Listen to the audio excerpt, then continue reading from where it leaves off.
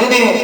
بڑے بزرگ عالم دین اور صوفی باصفا کے ملفوظات میں پڑھا کہ ایک بادشاہ صوفیاء سے فقراء سے بہت پیار کرتا تھا، اور ظاہر دین جو علماء ہیں انہوں کو بڑی تکلیف ہوتی تھی، یار یہ ملموں سے بڑا پیار کرتا ہے، یہ ولیوں سے زیادہ پیار کرتا ہے، ہمیں لیٹ بھی نہیں کراتا، سر بناؤ ہم نے پڑھی ہے، ہم بھی منطقی ہوا کرتے ہیں، فلسفی ہوا کرتے ہیں، ہم نے اصول شاشی یاد کر کر ساری بنا بنی گئی ہے، نور علی دار زبانی یاد کر کر کے جناب ساڈا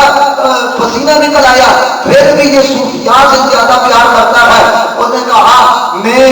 اتنی بات میں بول کر نہیں سمجھاتا، میں یہ راز کھول کر سمجھاتا ہوں۔ اس نے کہا کہ ان کے ایک دن کے لیے بلا لو علماء کو، علماء ظاہر دین علماء کو بلایا گیا۔ بادشاہ نے کہا میرے ہاں دعوت ہے، ہر طرح کے کھانے دسترخوان پر لگا دیے گئے۔ میں اتنا بات آپ کو کہنا چاہتا ہوں کہ علی کے نوکروں کا مقام اور ان کی سوچ کی اپروچ کیا ہوتی ہے۔ جب دسترخوان پر کھانے لگا دیے گئے، دسترخوان چن دیا گیا، انواع و اقسام کے کھانے لگا دیے گئے، علماء کرام کو بٹھا دیا گیا اور کہا یہ کھانے تم نے کھانے ہیں، مگر شرط یہ ہے کہ یہ بادشاہ کے سپاہی تلوار لے کر کھڑے ہیں،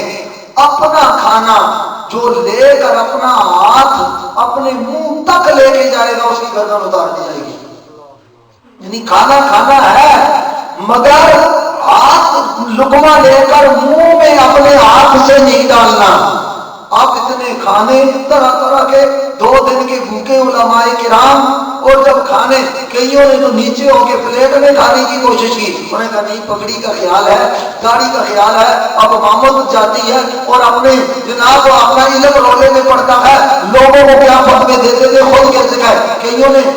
اس طرح نہ گیند بنا کے نیچے سے اوپر پھینکے، کوئی داڑھی میں لگا، کوئی مونچھوں میں لگا، کوئی کپڑوں میں لگا، عجیب تماشا ہوا۔ تو انہوں نے کہا ڈر تھا کہ اگر ہاتھ قریب کیا اوپر سے ہاتھ پڑے گا تلوار والا گردن اتر جائے گی۔ اس دن جب علماء چلے گئے انہوں نے کہا دوسرے دن فقیروں کی دعوت ہے، کل تم دیکھنے کے لیے آ جانا۔ جب علماء آ گئے دوسرے دن فقیروں کے لیے دعوت ہے، دسترخوان وہی ہے، کھانا وہی ہے، برتن وہی ہے، سارا کچھ لگا دیا گیا۔ فقیروں کو بھی اعلان ہوا اپنے ہاتھ اگر منہ کے قریب کیا تو تلواریں پڑیں گی، گردنیں کٹ جائیں گی، کھوپڑیاں کھل جائیں گی، مگر چل جائے گا اور تمہارا سر تن سے جدا ہو جائے گا۔ مگر فقیر جب بیٹھے نا بسم اللہ پڑھ کے فقیروں